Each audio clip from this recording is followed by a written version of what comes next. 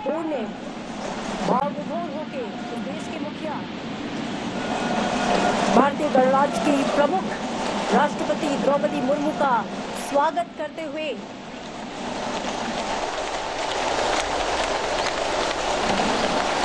किया जा रहा है। ये पारंपरिक तरीका दरअसल हर साल संपूर्ण बजट पेश होने से पहले और बजट सत्र का आगाज होने से पहले इसी तरह की तस्वीरें देखी जाती हैं। जब राष्ट्रपति द्रौपदी मुर्मू संसद के दोनों सदनों को संबोधित करेंगी, उसमें सरकार की उपलब्धियां गिनाएंगी।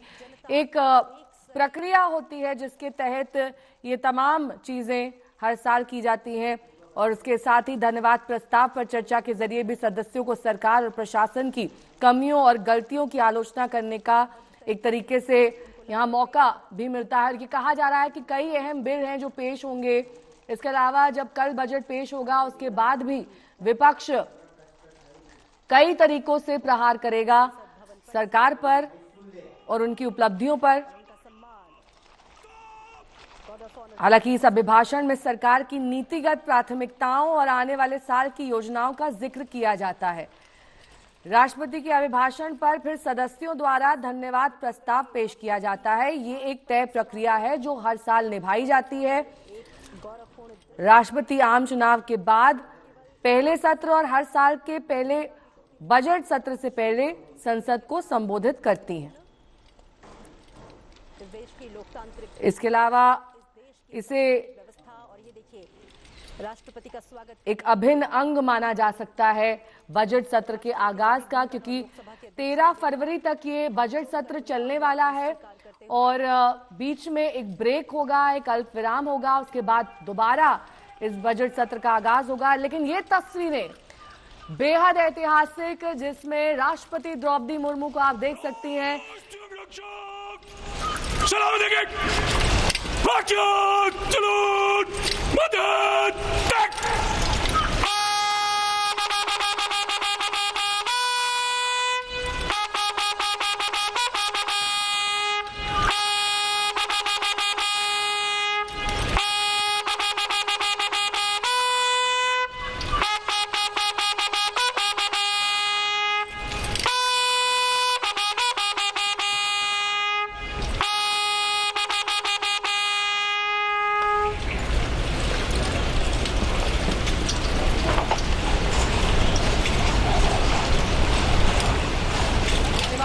मेरे सहयोगी जुड़ गए हैं तमाम जानकारी के साथ। हिमांशु, देखिए, सरकार की उपलब्धियां तो गिनाई जाएंगी और विपक्ष द्वारा सवाल भी किए जाएंगे इन्हीं उपलब्धियों को लेकर, लेकिन सबसे अहम बात जो विदेशी फोर्सेस का जिक्र किया कि वहां से हर बार कोई नई कंट्रोवर्सी का जन्म होता है, ये प्रधानमंत्री इंगित कर रहे थे और इशारा कर रहे थे कि इस साल हालांकि उससे मुक्ति मिली है।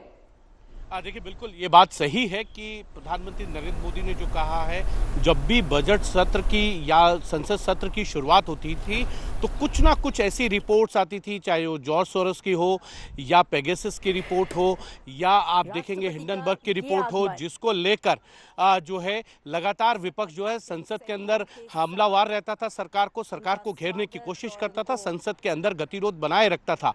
और इसीलिए प्रधानमंत्री नरेंद्र मोदी ने कहा कि पिछले 10 सालों के बाद उनको पहली बार ऐसा लगा कि बजट सत्र से पहले कोई विदेश से ऐसी चिंगारी नहीं आई जिसको यहाँ पर हवा देने का काम जो है लोग कर पाए।